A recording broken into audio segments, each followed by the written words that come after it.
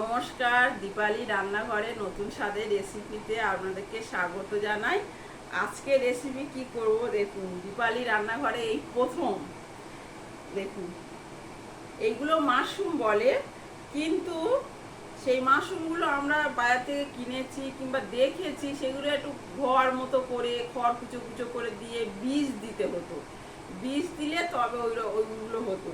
কিন্তু এইগুলো কি বলুন তো, এইগুলো এই গ্রামে গঞ্জে থেকে এগুলো খুবই হয়। খড় হতে এক এক জায়গায় প্রচুর খড় জড়ো করা আছে, সেইগুলো এই বৃষ্টির জল পড়ে পচে যায়। আর তার সেই পচা খড়ের মধ্যেই এইগুলো হয়। প্রকৃতির কি সৃষ্টি বলুন।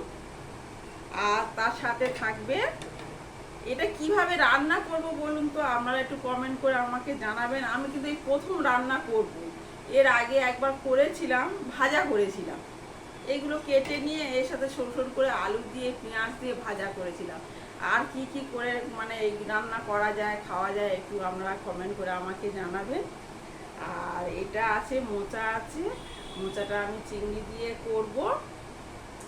দীপালি রান্নাঘর মানে রান্না তো হবেই, খাওয়া দাওয়া হবে, সব কিছুই হবে। কিন্তু আপনাদের কাছে একটাই আমার আর্জি, আজকের আমাদের এই মথুরাপুর স্টেশন, মথুরাপুর মানে সব জায়গায় লোকজন থাকবে। আজকে মির্জাপুর ইলেকট্রিক অফিস আছে, সেখান থেকে আর্জি করে যে মৌমিতা দেবনাথের, ডক্টর মৌমিতা দেবনাথের যে যে হত্যাটা হলো, তার জন্য আমরা সবাই 4টে থেকে পদযাত্রায় বেরোবো। তা আমি তো থাকছি, আপনারা সবাই আসুন, সবাই একসাথে হাতে হাত রেখে একই সাথে আমরা একটু যাব। শুধু আমাদের একটাই মানে চাহিদা, এখানে কোনো মানে স্বার্থ নেই, কিছুই নেই।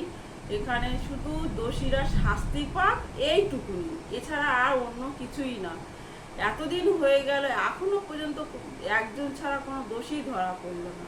কেন হচ্ছে না, কেন সুবিচার তিনি পাচ্ছেন না, এইটুকুই আমাদের শুধু বলা। তা আপনারা সবাই আসুন, একসাথে পথ চলা শুরু করি।